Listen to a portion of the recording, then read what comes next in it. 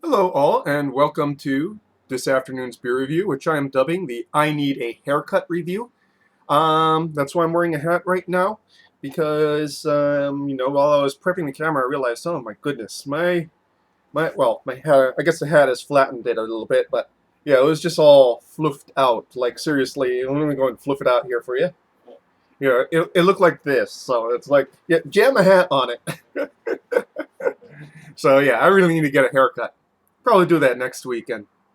So for this afternoon's beer review, I just ate a nice large meal, followed by sort of bespoke hipster donuts. I just had like a garlic parmesan donut, which was surprisingly good. Just a little bit sweet, but very savory. Nice parmesan, nice garlic. Yeah. So after a large meal, I'm ready to go and review some beers. So I realize I haven't reviewed this beer yet. It's quite famous because it's one of the, uh, you know, it's one of the beers that put the IPA on the map back in the day, in the first days of craft brewing. And this is from Dogfish Head over in Delaware. Let's read the label. Continually hopped for 60 minutes for an intense yet enticing hop-centric experience. This was canned on 10/12/20, so not exactly the freshest, but also not super old. And I forget what hops are used in this. I believe Citra is one of them, and Amarillo.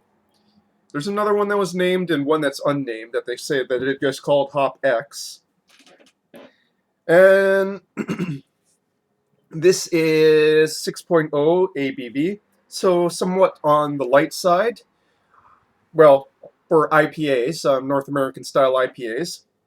And in the description, they call this an East Coast style IPA, though technically, I would say it's, it goes by the old, before, New England IPAs came really big, started by the Alchemist up there in Vermont.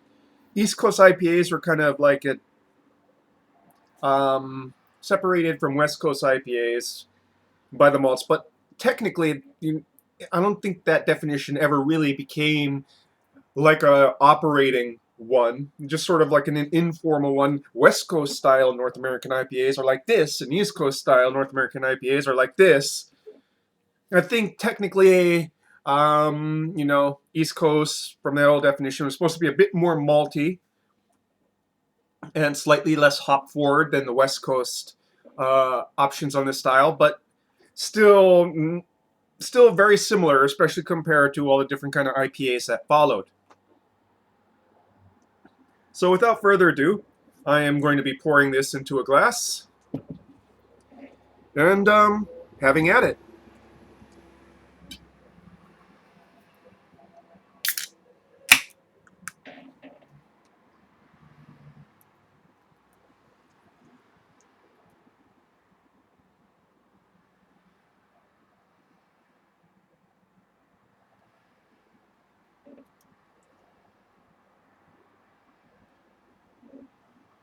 So, nice bright golden color, very nicely carbonated,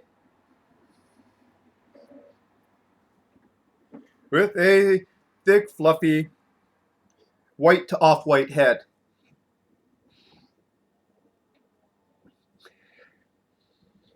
It is redolent of pine resin, citrus, citrus, some florals, some tropical fruit.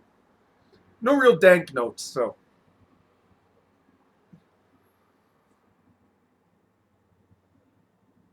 Very old school IPA smell. Something you don't really smell all that much anymore unless you're drinking some flagship IPAs that have been around since forever.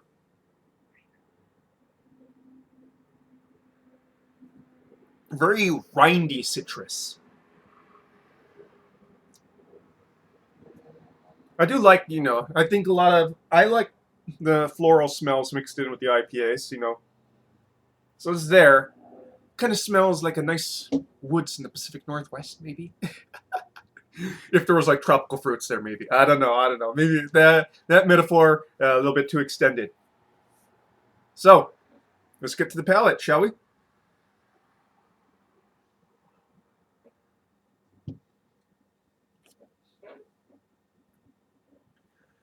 Hop bitterness up forward.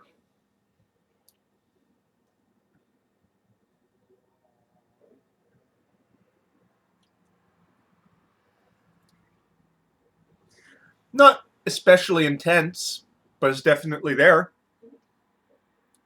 Followed by a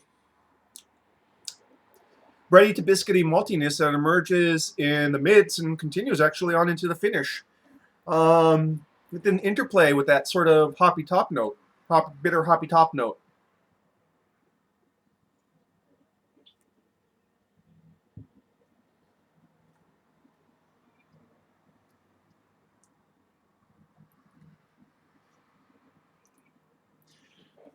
The finish is surprisingly subdued. Some residual hop bitterness in the long finish, but nothing compared to a lot of the recent beers I've been drinking. Yeah, well, of the same style, IPA style.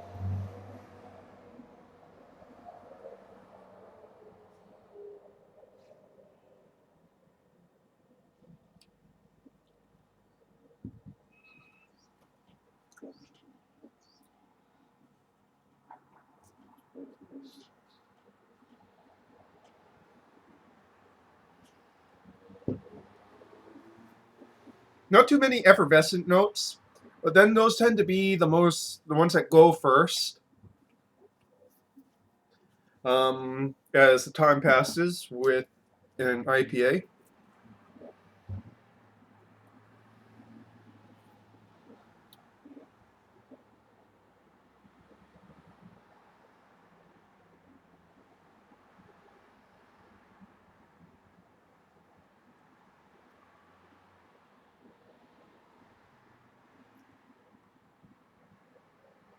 Hmm.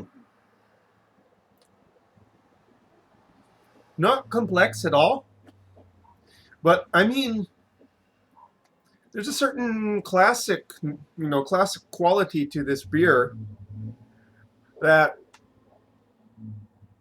there's no gimmicks, there's no bells and whistles.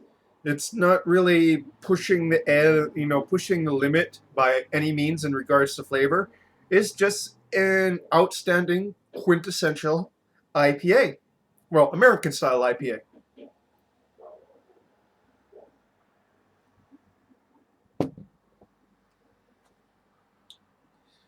Pacific Northwest hops with a decent malt body.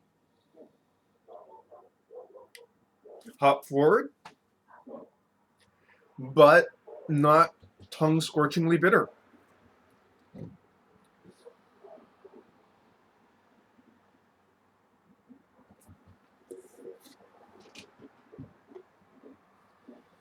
Now, as I've said multiple times, IPAs are not my go-to beers. I should really just go and say what my go-to beers are at this point. So, if I'm at a craft bar, what do I usually get poured for me? Sours, wilds, Belgians, and lighter English styles, like, extra special bitters, miles, that sort of thing. In that order.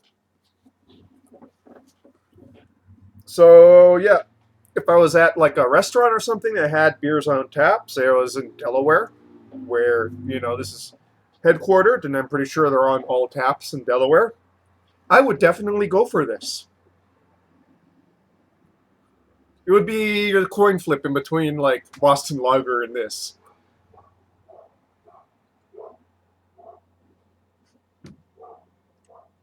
Enjoyable.